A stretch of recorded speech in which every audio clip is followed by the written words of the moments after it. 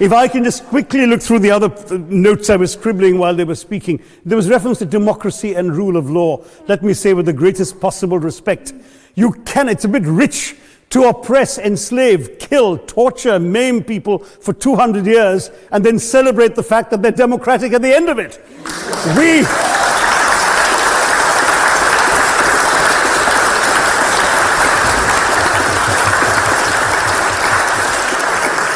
We were denied democracy, sir. We had to snatch it, seize it from you.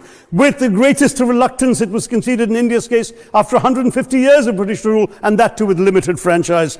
But if I may just point out, I think the arguments made by a couple of the speakers, the first speaker, Mr. Lee in particular, conceded all the evil atrocities of colonialism, but essentially suggested that reparations won't really help, they won't help the right people, they'll be used as a propaganda tool, they'll embolden people like Mr. Mugabe. It's always nice how in the old days, I'm sorry to say that the people of the Caribbean used to frighten their children into behaving and sleeping by saying Sir Francis Drake would come after them. That was a legacy of that. Now it's Mugabe will be there. So this is the new sort of Sir Francis Drake of our times.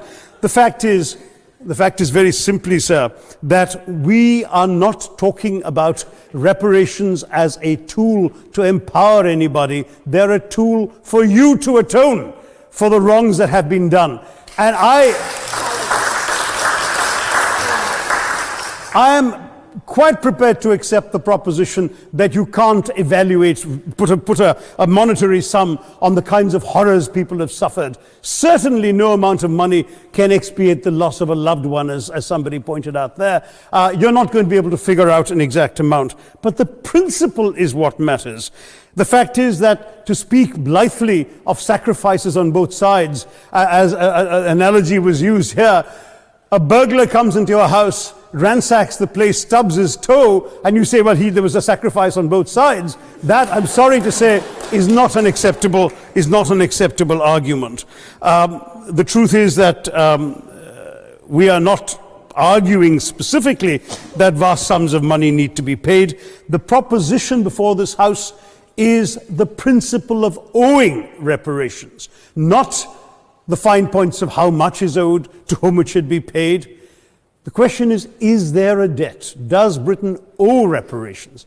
As far as I'm concerned, the ability to acknowledge a wrong that has been done, to simply say sorry, will go a far, far, far longer way than some percentage of GDP in the form of aid.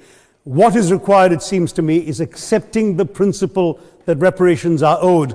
Personally, I'd be quite happy if it was £1 a year for the next 200 years after the last 200 years of Britain and India. We talk about the rule of law being imaginary.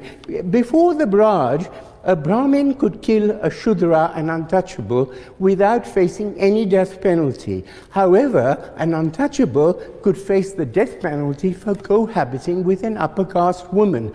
This was completely abolished under the British. The Raj also banned sati, the immolation of Hindu widows on their husband's funeral pyre. There were thousands of those in Bengal at the time. The Raj allowed the remarriage of Hindu widows. It forbade female infanticide. It made huge strides in women's rights. Now, I'm not giving way.